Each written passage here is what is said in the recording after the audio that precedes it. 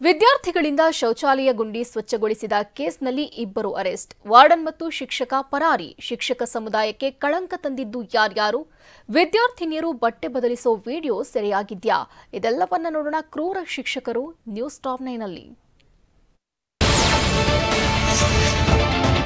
ವಿದ್ಯಾರ್ಥಿಗಳಿಂದ ಶೌಚಾಲಯದ ಗುಂಡಿ ಸ್ವಚ್ಛ ಮಾಡಿಸಿದ ಪ್ರಕರಣದಲ್ಲಿ ಒಟ್ಟು 4 ವಿರುದ್ಧ ಪ್ರಕರಣ ದಾಖಲಿಸಲಾಗಿತ್ತು.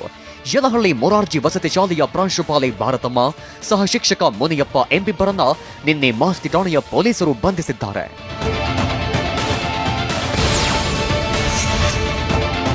ವಿದ್ಯಾರ್ಥಿಗಳಿಂದ ಮಲಗುಂಡಿ ಸ್ವಚ್ಛಗೊಳಿಸಿದ ಪ್ರಕರಣದಲ್ಲಿ ಎಫ್ಐಆರ್ ದಾಖಲಾಗ್ತಿದ್ದಂತೆ ಈಗಾಗಲೇ ಸಸ್ಪೆಂಡ್ ಆಗಿರುವ ಹಾಸ್ಟೆಲ್ ವಾರ್ಡನ್ ಮಂಜುನಾಥ್, ಅತಿಥಿ ಶಿಕ್ಷಕ ಅಭಿಷೇಕ್ ಪರಾರಿಯಾಗಿದ್ದಾರೆ.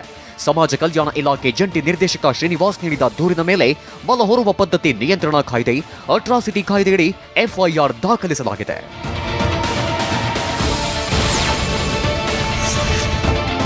ಮನುಷ್ಯತ್ವ ಇರುವ ಯಾವ ಶಿಕ್ಷಕರು ಮಕ್ಕಳಿಂದ ಇಂತಹ ಕೆಲಸವನ್ನು ಮಾಡಿಸುವುದಿಲ್ಲ.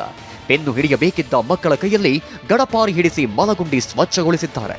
ಕೋಲಾರ ಜಿಲ್ಲೆಯ ಮಾಲೂರು ತಾಲೂಕಿನ ಯಲಹಳ್ಳಿ ಗ್ರಾಮದಲ್ಲಿರುವ ಮೊರಾರ್ಜಿ ದೇಸಾಯಿ ವಸತಿ ಶಾಲೆಯಲ್ಲಿ ಇಂತಹ ಹೀನಾಯ ಕೃತ್ಯ ನಡೆದಿತ್ತು. ಇದಿಷ್ಟೇ ಅಲ್ಲ, ರಾತ್ರಿ ವೇಳೆ ಮಕ್ಕಳ ಹೆಗಲಿಗೆ ಬ್ಯಾಗ್ ಹೊರಿಸಿ ಕೈ ಮೇಲೆತ್ತಿ ಕೂರಿಸಿ ವಿಕೃತಿ ಮೆರೆಯಲಾಗಿತ್ತು. ಇಲ್ಲಿನ ಶಿಕ್ಷಕರ ನಡುವಿನ ಗುಂಪುಗಾರಿಕೆಯಿಂದಾಗಿ ಮಕ್ಕಳು ಚಿತ್ರಹಿಂಸೆ ಅನುಭವಿಸಿದ್ರು.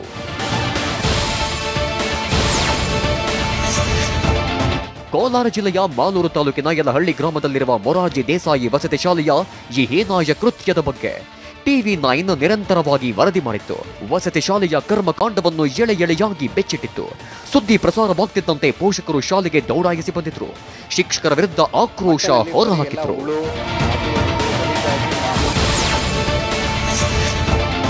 ಯಲಹಳ್ಳಿಯಲ್ಲಿರುವ ಮೊರಾರ್ಜಿ ದೇಸಾಯಿ ವಸತಿ ಶಾಲೆಯಲ್ಲಿ ಇನ್ನೂ ಕೆಲ ಆರೋಪಗಳು ಕೇಳಿಬಂದಿವೆ. ವಿದ್ಯಾರ್ಥಿಗಳಿಗೆ ಸರಿಯಾಗಿ ಊಟ ತಿಂಡಿ ನೀಡಿಲ್ಲವಂತೆ, ಕೊಳೆತ ಮೊಟ್ಟೆಗಳನ್ನು ನೀಡ್ತಾರಂತೆ. ಮತ್ತೊಂದು ಗಂಭೀರ ವಿಚಾರ ಅಂದ್ರೆ ವಿದ್ಯಾರ್ಥಿನಿಯರು ಬಟ್ಟೆ ಬದಲಿಸುವಾಗ ವಿಡಿಯೋ ಮಾಡಿ ಹರಿಬಿಟ್ಟಿದ್ದಾರಂತೆ. ಈ ವಿಡಿಯೋ ಸಿಡಿಪಿಒವರೆಗೂ ಹೋಗಿದೆ ಅಂತ ಆರೋಪಿಸಲಾಗಿದೆ.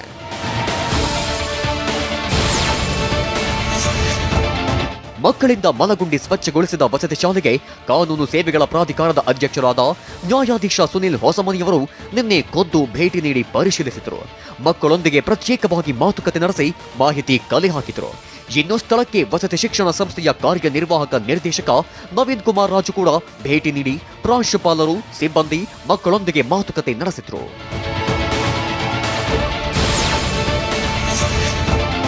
ವಿದ್ಯಾರ್ಥಿಗಳಿಂದ ಮಲಗುಂಡಿ ಸ್ವಚ್ಛ ಮಾಡಿಸಿದ ಕೋಲಾರದ ಯಲುವಳ್ಳಿ ವಸತಿ ಶಾಲೆಗೆ ಇಂದು ಕೇಂದ್ರ ಸಾಮಾಜಿಕ ನ್ಯಾಯ ಮತ್ತು ಸಬಲೀಕರಣ ಸಚಿವ ಎ ನಾರಾಯಣಸ್ವಾಮಿ ಭೇಟಿ ನೀಡಲಿದ್ದಾರೆ.